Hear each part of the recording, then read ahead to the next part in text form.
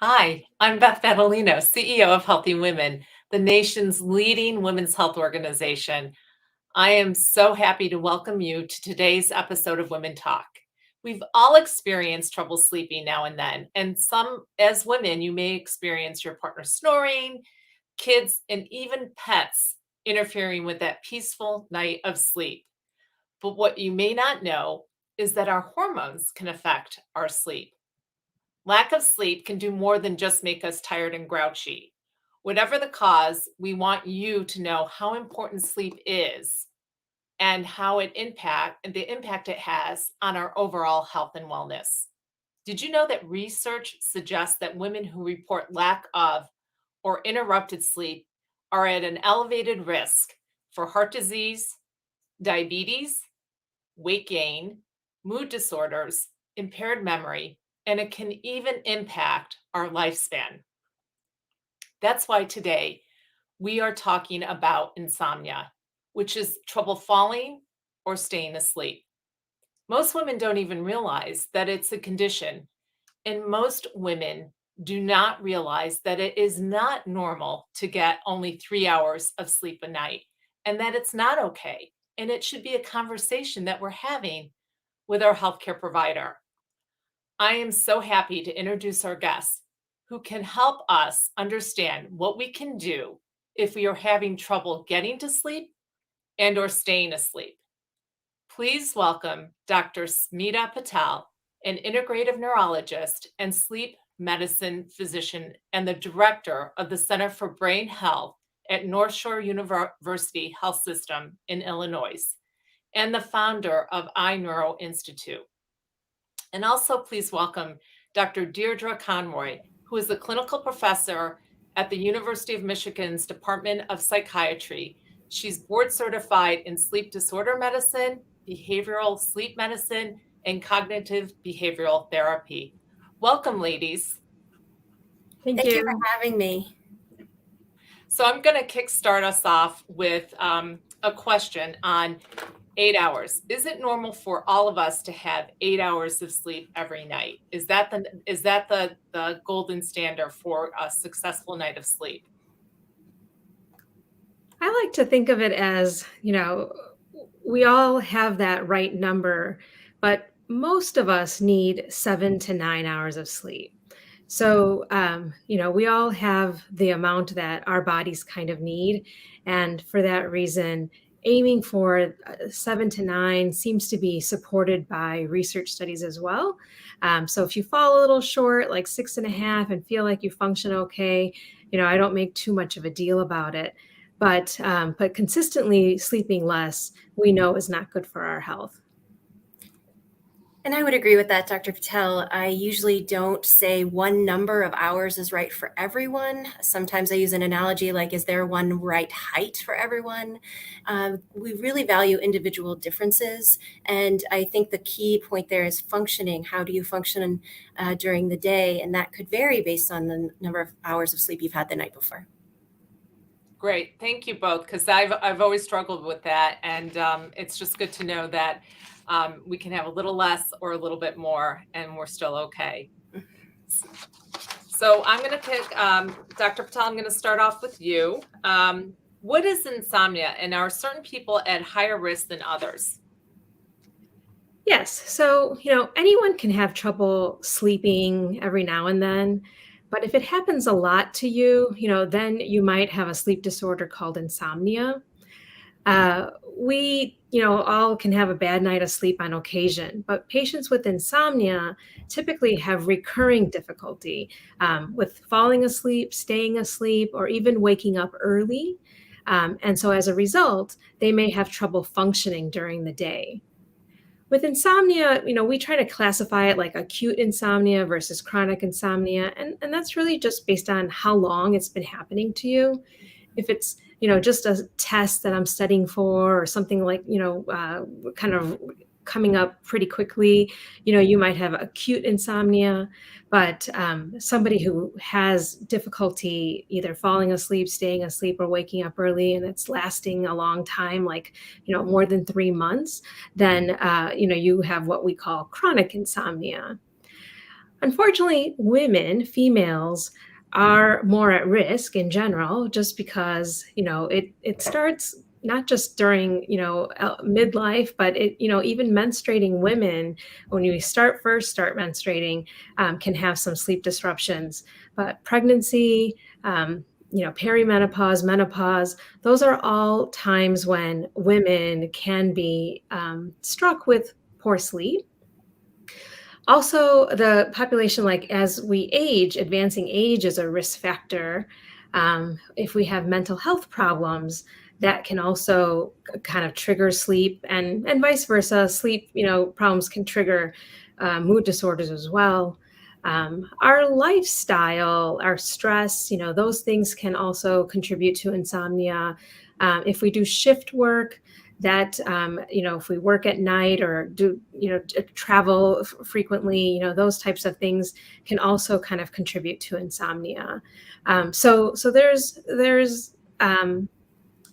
many different risk factors that somebody can be kind of inherited to have a predisposition to light sleep, and so they might be an easy awakening kind of a person, but most of the time, otherwise, it's lifestyle reasons that kind of precipitate insomnia. And Dr. Conroy, so thinking about, fatigue, what are signs women should look for that may indicate a sleep disorder as opposed to just normal fatigue? Yeah, so fatigue is definitely a common symptom, but there are many, many other symptoms and signs. So I like to break down the signs in terms of nighttime signs and daytime signs. To reiterate, difficulty falling asleep, staying asleep, waking up too early, categorize insomnia in addition to some compromises in daytime functioning. And so that could be difficulty focusing, concentrating, doing the tasks that you need to do during the day. The nighttime symptoms, in addition to the ones I've already said, to look out for may also include if you have an onset of snoring or you're choking or gasping during the night. That could indicate a sleep disorder called sleep apnea. There are also other sleep disorders that cause movements during the night, like periodic limb movements. And these sleep disorders are often evaluated in a sleep laboratory and contribute to difficulty functioning during the day. So particularly looking for excessive daytime sleepiness, so your ability to doze off when unintentionally when you don't want to, are some signs. And interestingly, with insomnia, it usually isn't the sleepiness. It's this wired but tired feeling. I feel fatigued, but I just can't sleep. And so that's kind of the activation that accompanies insomnia symptoms. So I want to ask you both, with insomnia, if you're experiencing it, and so if our listeners are listening and saying, check, yes, I think I have that, who should they go to? Should they start with their primary care or primary care provider? Like, who would I go to if I think I have a sleep issue problem? They Dr. probably Patel? have easy access to their primary care doctor, which is why it makes sense to start there. Okay.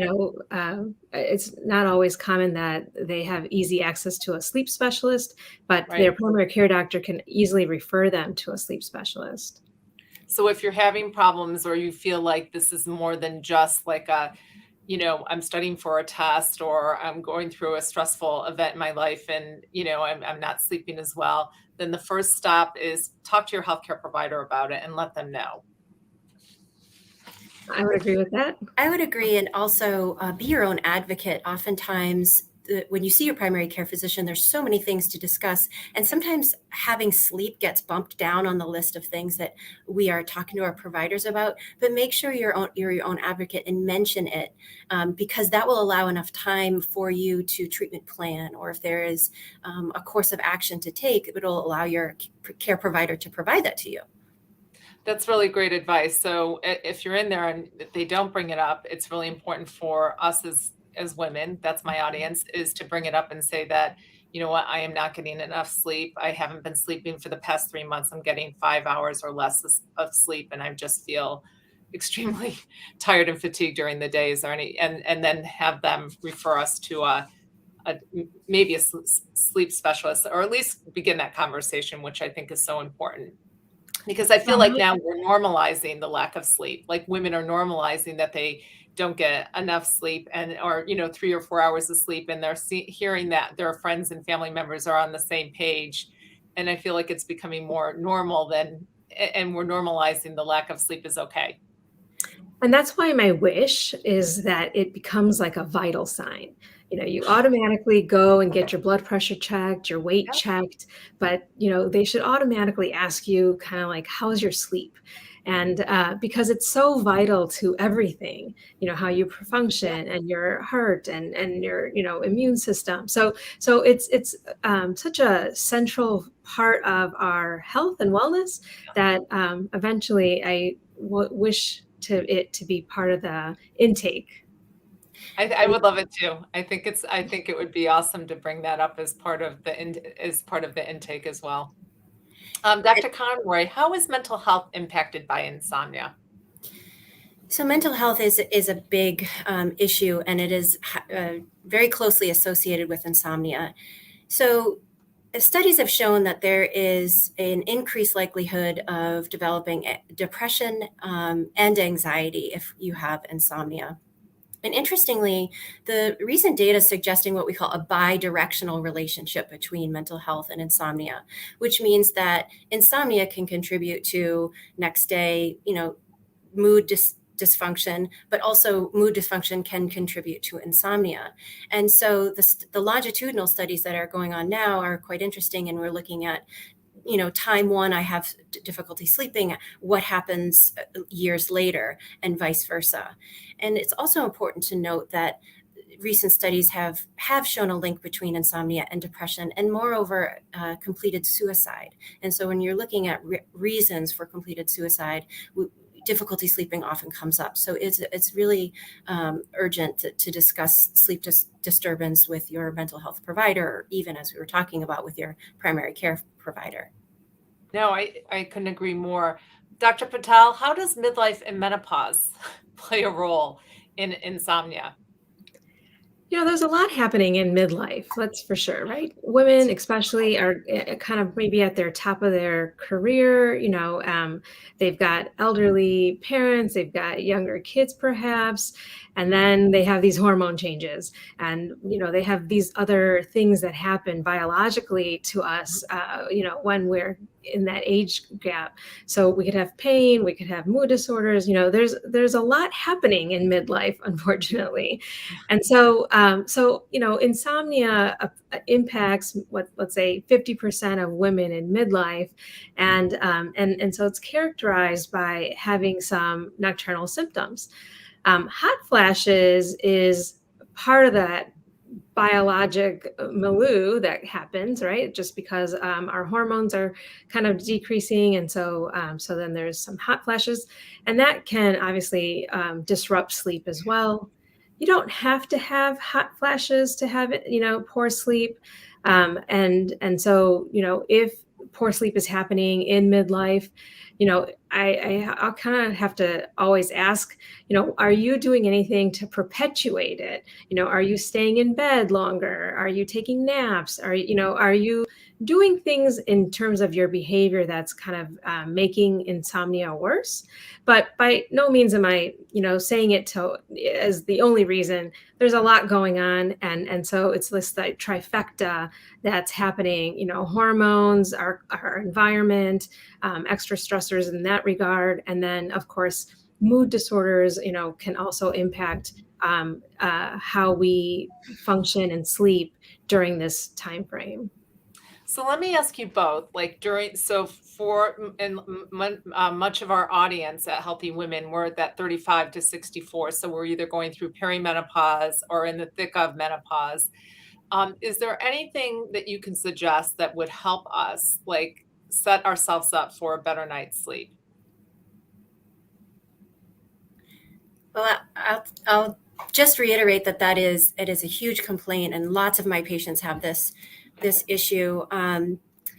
I definitely think so. Studies do show that an intervention called cognitive behavioral therapy, which involves changing thoughts, changing behaviors, changing lifestyle as it relates to sleep, can improve insomnia, and especially in this population. So there maybe aren't as many studies as we'd like, but they do show that in perimenopausal or menopausal, postmenopausal periods of life, that changing your habits and lifestyle can improve your sleep. And, things like deep breathing or relaxation during the night, or some strategies about getting out of bed when you can't sleep, keeping a regular sleep-wake cycle, even on the weekends when you're not having to go to work or care for the kids, are all things that can help. They may not have one solution, but all of these things in conjunction can help your sleep.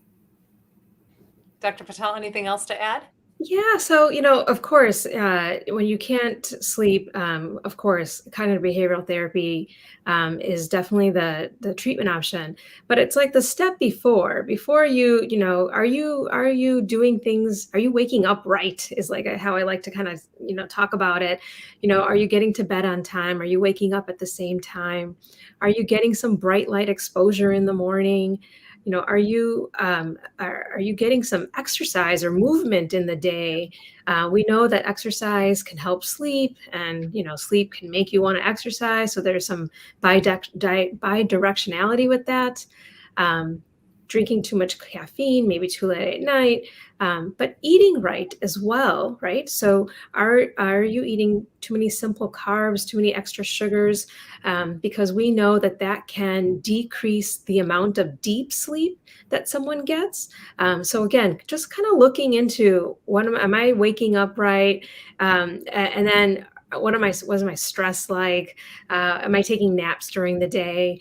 So those are things that we can kind of do a self-check and a checklist, and make sure that, in fact, if all those things are checked off, then it's time to go and talk to your primary care doctor.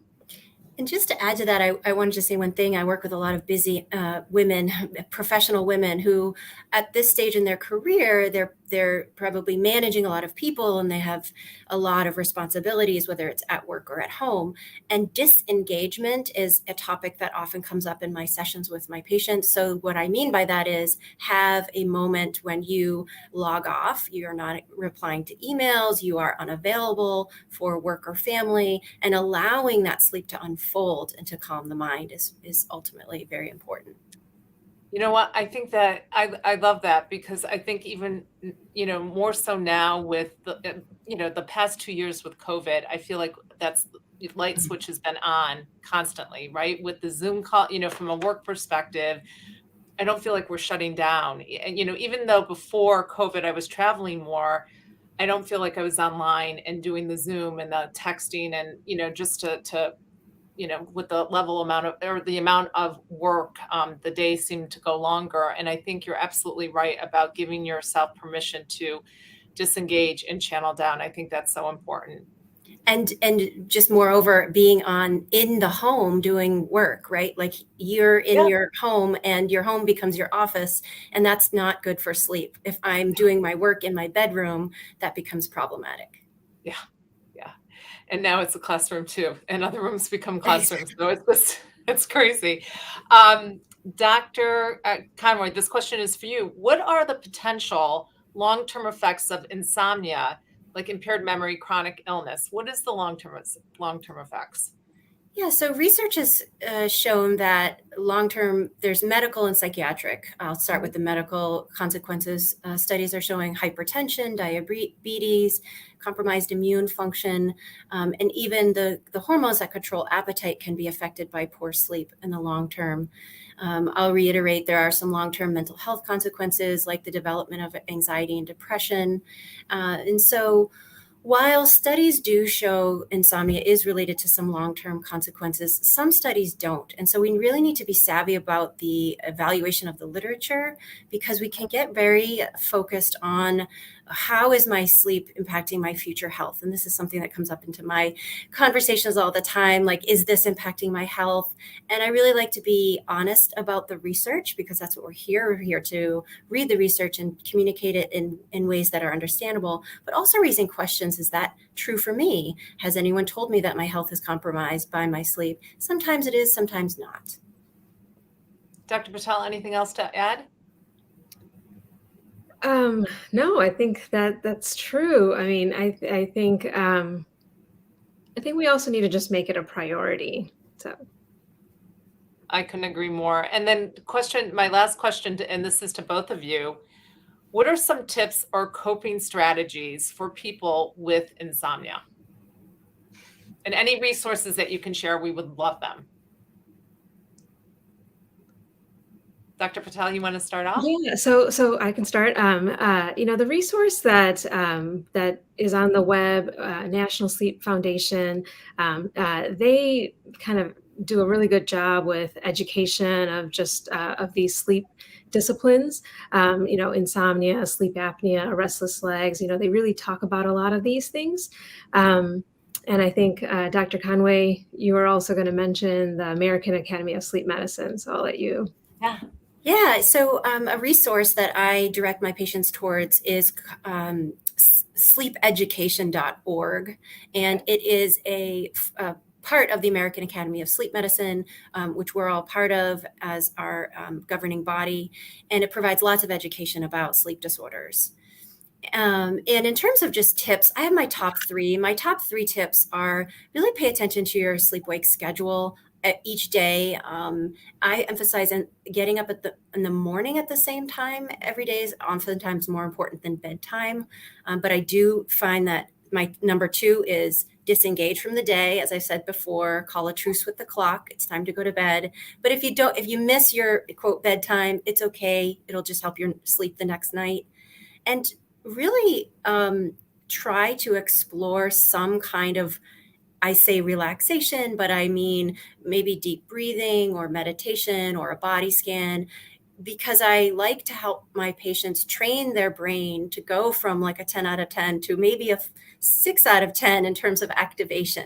We need to train our brains to calm itself. And we don't just learn this in school. We need to learn it and then practice it. So those are my top three. I love them. I love I'm a huge fan of the disengaging. And I like the fact that you brought up the training, because I think it is really important. And I don't think we hit that pause button and allow ourselves to kind of retrain on how to go to sleep. Because I think it changes. And Dr. Patel, you talked a lot about, when you first get your period to perimenopause, menopause, and then postmenopause. They're all different chapters of our lives, and our sleep, it differs, right? And so retraining, that whole idea of thinking about how we can retrain maybe at each stage is important, but it gives us something to really think about. And I love the resources. So thank you for that. Now we're going to take some questions from our audience. Our first Q&A comes from Amber. Can you talk about the impact of sleep on weight? And is there anything we can do to counteract sleep loss? Who wants to take that? Dr. Patel or Dr. Conroy? I can certainly start. Sure. So when we're not getting enough sleep, we know that there are certain hormones that are impacted as a result of it. So leptin, which makes us feel full, and ghrelin, which makes us feel hungry. So when we don't get enough sleep, we know that hunger hormone, ghrelin, kind of increases. And so, you're not monitoring this by any means, but when we do it in research studies, we see these patterns. And so that's something to keep in mind, that especially if you're not getting enough sleep, you can be impacting your weight as well. Great. I would Dr. agree. Conway, And yeah, and just to add, again, there's almost 100 types of sleep disorders. So keeping an eye open for other sleep disorders that might be at play. So things like snoring, gasping, or choking in sleep could be impacting your sleep and could be a sign of sleep apnea. We know that sleep apnea can also affect the hormones in our body that can make it harder to lose weight. And so this is also a conversation to have with your doctor if you find that you have those symptoms. Oh, great to point out. Thank you for sharing that. And Megan shares, what does the day after losing a night's sleep look like those coping with insomnia? So what does that day after losing a night's sleep look like for those coping with insomnia? Dr. Conroy, do you want to take that one? Sure, because I have this, well, I see it every day. I see it in my Okay. patients who are struggling. So what does the day look like? Well, we have very common difficulty concentrating. Our mood is affected, right? So we feel irritable, we may feel sad or not sad. Actually, there are some early studies that suggest that a day without sleep actually has a positive effect on mood, but that's short-lived. So really, I hear that it is a struggle. It's very difficult to get through the day. But I always encourage people to think about ways that they've learned to get through the day despite having poor sleep or no sleep the night before. But also to use caution about driving. Always, if you're feeling sleepy, if you haven't slept and you're driving, please pull over. And taking a brief nap with the doors locked is very important. So careful about driving while sleepy.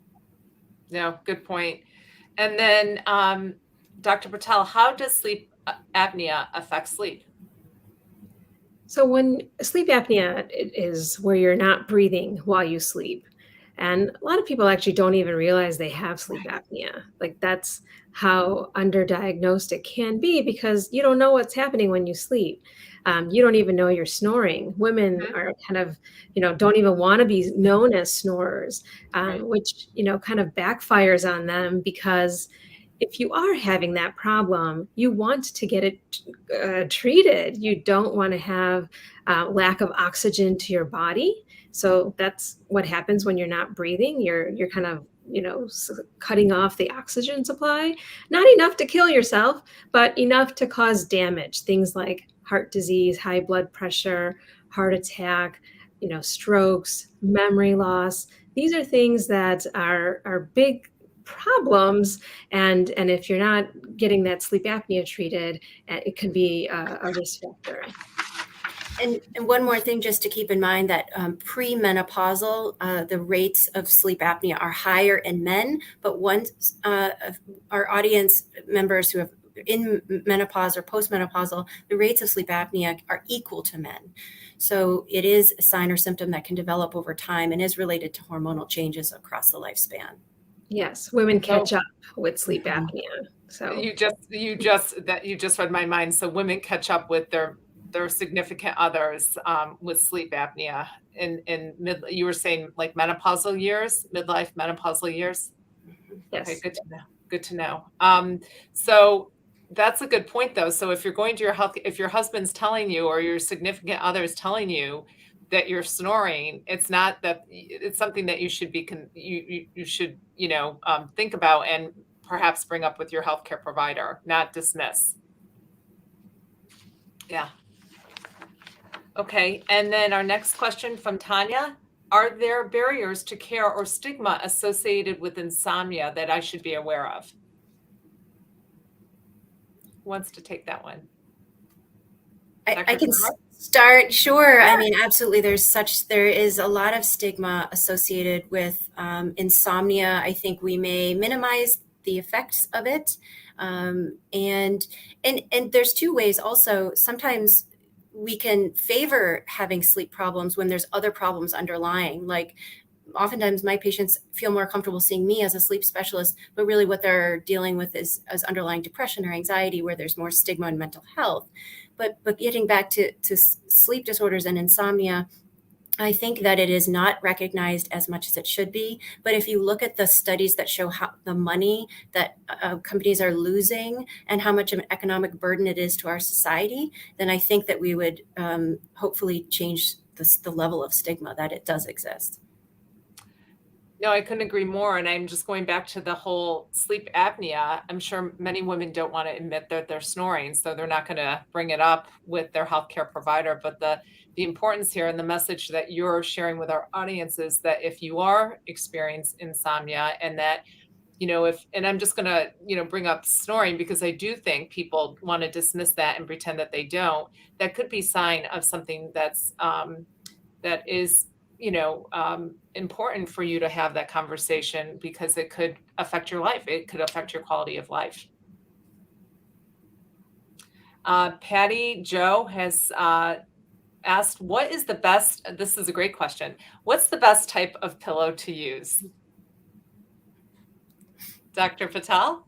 I can start, sure. I myself have tried many different pillows, and so therefore, it's what feels most comfortable to you.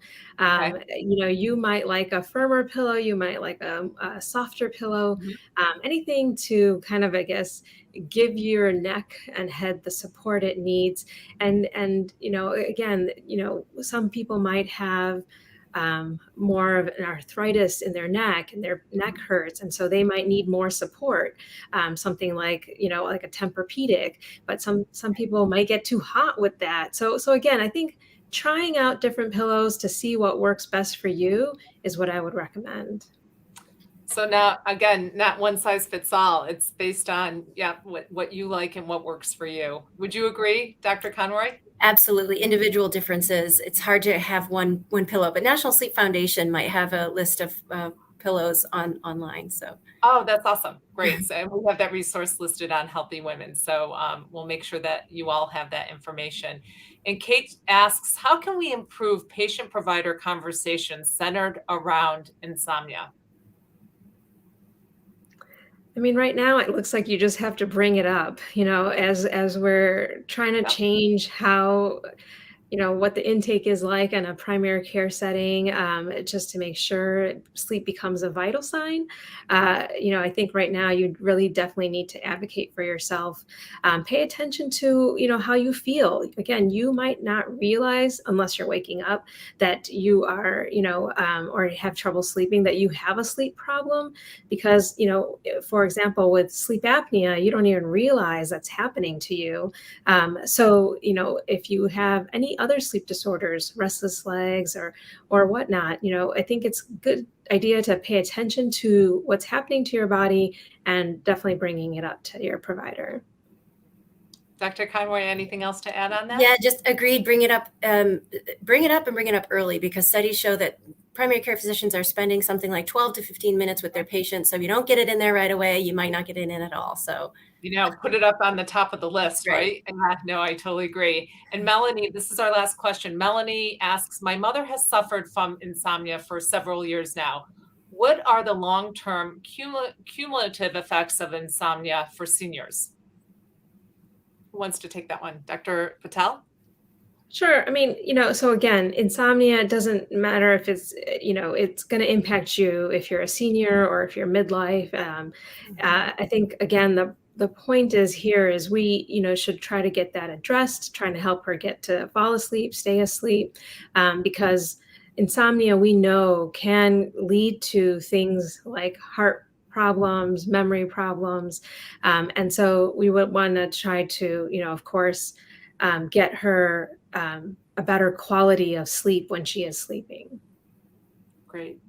Thank you all. Thank you to our audience for joining us for another conversation on Women Talk. Join us for our next episode of Women Talk Girlfriends Day on August 1st, 12 p.m. With Marcia Cross and Lillian Kreppel. And thank you to our guests for taking the time out of your busy schedules to share your expertise with us on an important topic of sleep or lack of sleep. And thank you to our sponsors. On behalf of Healthy Women, I want to thank you all so much for participating. And once again, thank you, ASI, for your support of today's program, Women Talk. Have a great day. Thanks for joining us for another episode of Women Talk. Stay tuned for more Healthy Women Live events at www.healthywomen.org. You You can also follow us at Healthy Women on Facebook, Twitter, YouTube, or LinkedIn, or follow us on Instagram at healthywomen.org. We'll see you next time.